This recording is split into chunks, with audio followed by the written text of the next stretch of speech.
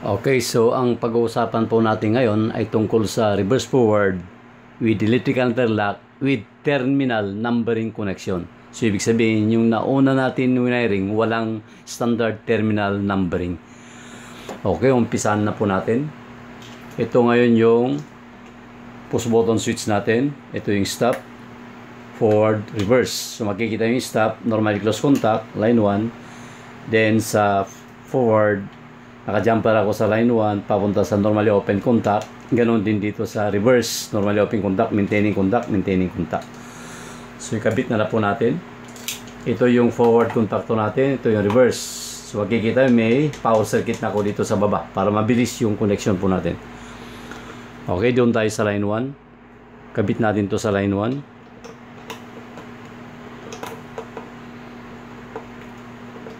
So line 1 muna tayo, line 1.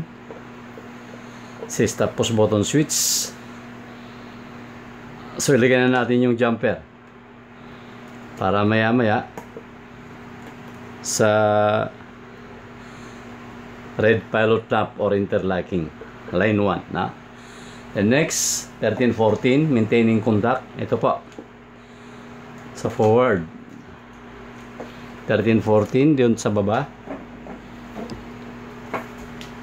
kakabit ko rito. Ito po. Ayun. Maintaining contact ng forward. Ito po. Ayun. Then, sa baba. 13-14, maintaining contact. Ito po tayo. Then, jumper. Papunta sa 21. 21, 22. Normal close contact ng reverse. Interlocking. 21-22. So ito yung pinaka malapit natin.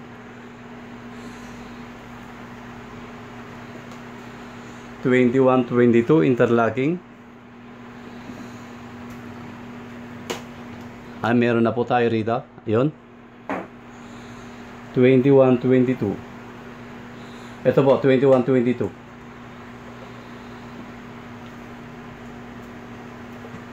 Ayan. Doon po tayo, 21. Then, 22.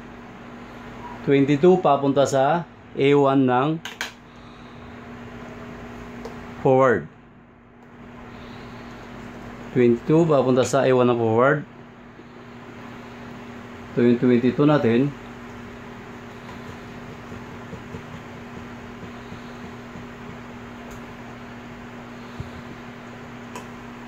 Then balik tayo sa A1. Ayun po tayo, A1 ng forward.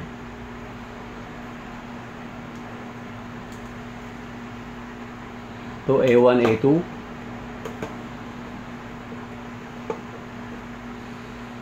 Then A2 papunta ngayon sa 96 ng overlay ng forward. Ito po. Ito yung A2 natin, A2 ng forward. Yung po tayo.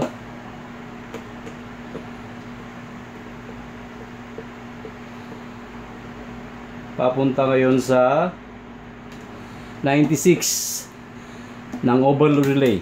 Ito po. Ito po yung 96, 95, 96.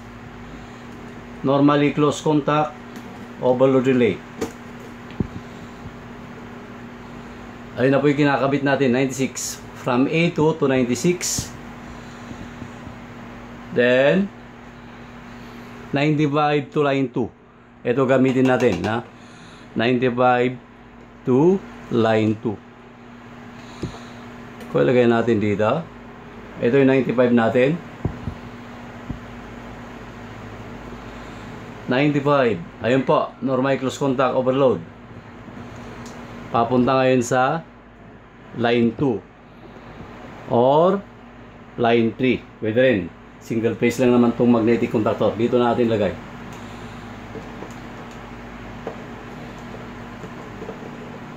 Halos matapos na po tayo sa forward. Ayun. So naikabit na po natin sa line 2 or line 3. Next, sa reverse push button switch, maintaining contact 13-14. Again. Yun, dito tayo. 13, 14 sa baba. Normally, open contact.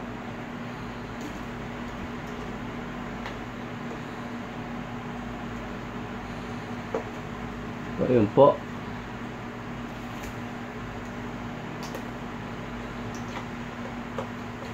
Thirteen, 14.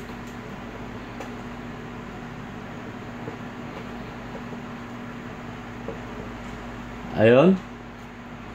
13, 14 sa baba. Normally open contact. That is maintaining contact. Maintaining contact po, kinakabit po natin. Yun. Ayun po tayo. No? 13, 14. Then next, jumper tayo papunta sa 31, 32. Normal cross contact ng forward. Ito, para sa interlocking. Ito, may jumper na ako rito. 31, 32. Normally close contact. Ito po, 31, 32.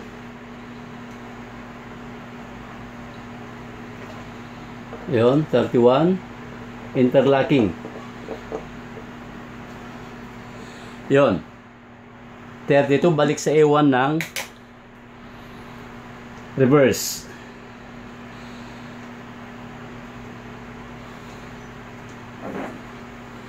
Ayun po.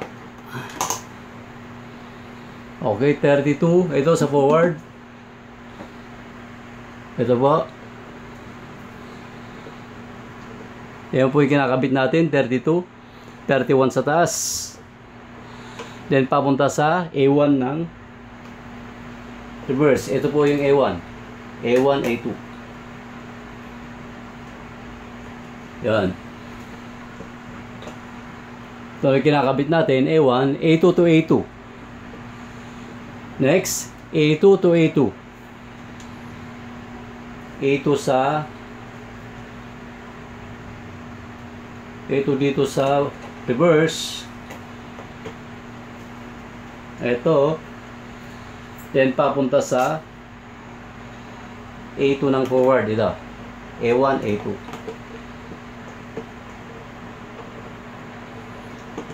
Ayun, halos tapos na po tayo sa connection ng magnetic contactor. Ayun. Bakit A2 papunta rin sa line 2 or line 1 na? Ay, line 3. Yun, A2 to A2. Then next, kabit natin yung green pilot lamp. Ayun, jumper sa line 1. May jumper na po tayo. Jumper. Or 43, 43, no? Pagsamahin natin 43 dito at saka 43. Then jumper sa line 1. Asa yung 43 dito sa baba, no? Normally open contact. Ayun po. Yan, 43, 44. 43, 44.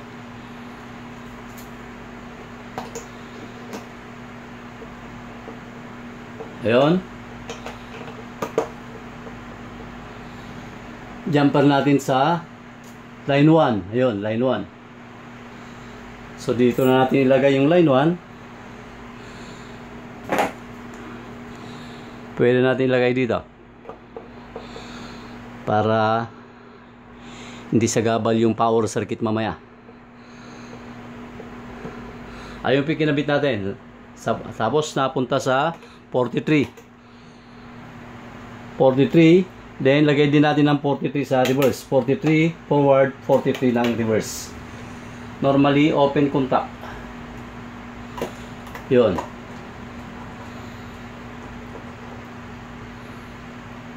Jumper sa line 1. Naka-jumper sa line 1. 43, 43. Then, 44, 44 sa baba, sa sapat niya. Ito na po. 44 ng reverse. Ayun, oh. 44 ng reverse, 44 ng forward. Kabitin natin. Ayun. 44, 44.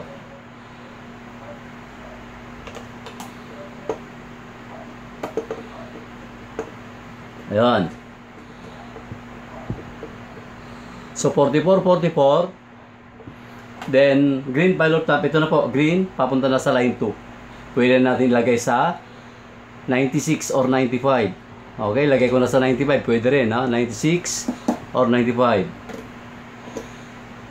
Dito na sa 96, pwede rin line 2. Ayun, tapos na po yung green natin. Then red pilot lamp. So yung green natin ay nakaparallel, no? Nakaparallel yung dalawang open. Dito naman, sa red pilot lamp, nakaseries yung dalawang close. Okay, so jumper sa line 1. Ayun na po yung jumper ng line 1. Ito, jumper sa line 1. Ito, 21. No? Jumper sa line 1, 21. Yan. Then, 22. Lagay tayo ng 22 para sa red pilot lamp. Ito po, yung 22. Ayun. 21 sa taas, 22 sa baba. Ng forward. Forward. Contactor. Then, papunta ngayon sa 31. Ito. 31 ng reverse contactor. Okay, 31. Ito po yung 31, normal close contact. Ayun, no? Naka-series M po tayo. 31. Then 32 yung red pilot lamp. Ito, red pilot lamp. 32 ng reverse.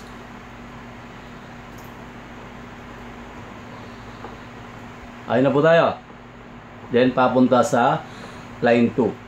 Since ito ay nakalagay yung green, nakalagay sa line 2 ito, itap na po natin dito. Line 2 itap na natin dito. Para mabilis. Okay. Tapos na tayo sa red. Yun, red. Then, fault, orange. So, orange naman, jumper sa line 1, papunta sa 98. No? Ito na, yung orange natin, fault. Jumper sa line 1, to line 1 natin. Lagyan natin dito.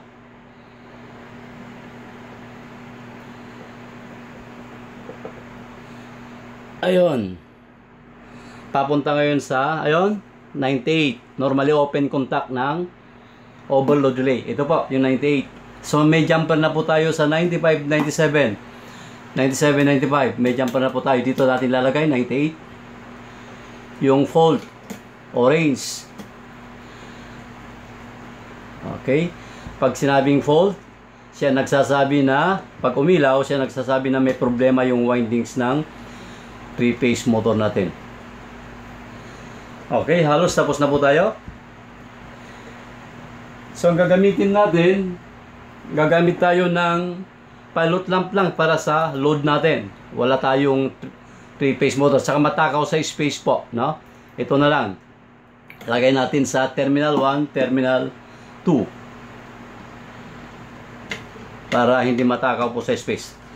Total naman po ay pang demo lang po to. Ang importante ay tama yung connection natin. Tama at gagana yung wiring po natin. Yun, pang demo lang. Okay? So halos tapos na tayo. Okay? Ilagay natin yung power circuit. Ayun, power circuit. Line 1 to line 1. Ito yung power circuit natin.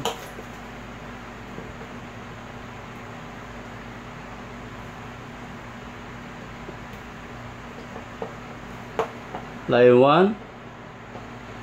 Line 1 to line 1. Ito po. Ayun. Line 1 to line 1. Then line 2 to line 2. Ito po.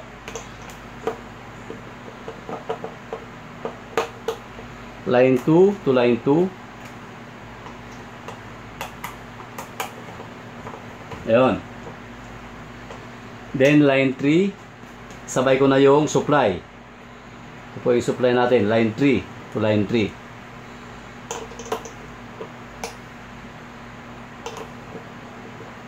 Para masupplyan yung reverse contactor, maglalagay tayo ng power circuit. Ayan. May supply na tayo. Ayan. line 3 to line 3. Ito po.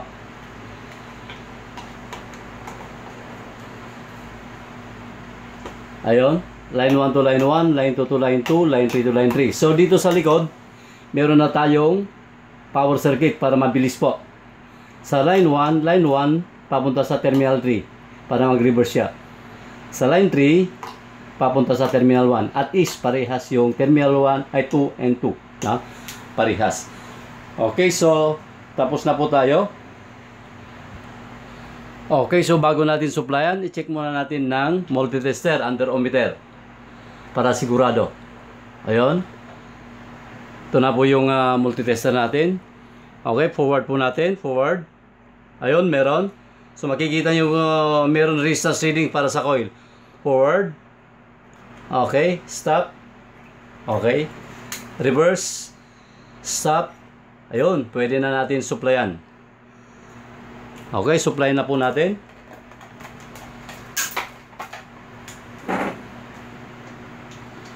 Ayun. Okay, may ilaw na po yung red pilot lamp.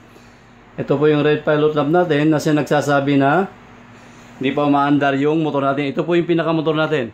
Forward natin ngayon. Forward. Forward. Yun. Patay yung red. Umilaw yung green. Then umandar yung motor. Stop natin. Stop. Yun. Reverse. Okay. Patay yung red. Umilaw yung green pilot lamp. Umandar yung motor. Stop. Forward. Ayun. Forward natin. Pwede natin i-reverse. Tingnan natin. Ayun. Hindi pwede. Dahil may interlocking. Kumbaga, ito po. Nag-open. Ayun. Na-energize forward. Nag-open yon. Kaya, tingnan nyo. Forward. Ayun, na-forward, energize, nag-open yun. Reverse natin. Hindi pwede.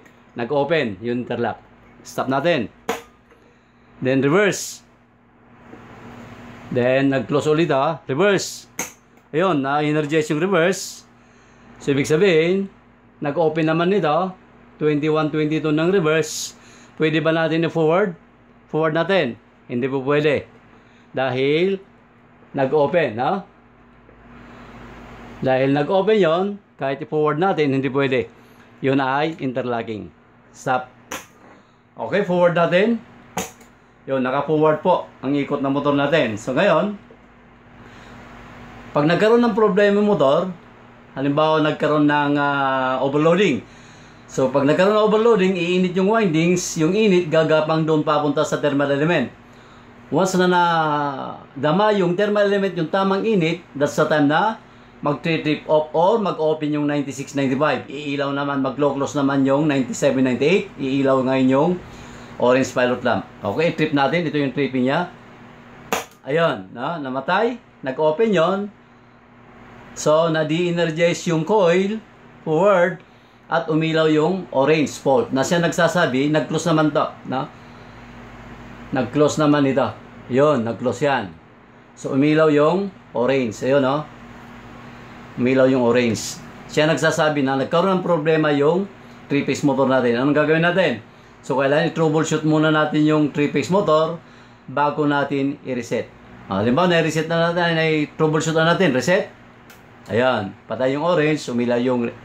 At ito ay nag-open, nag-close naman yun. So, ayan po ang principal operation ng reverse forward with electrical interlock na meron siyang terminal numbering. Yung una nating ginawa ay wala siyang standard terminal numbering. Maraming salamat po.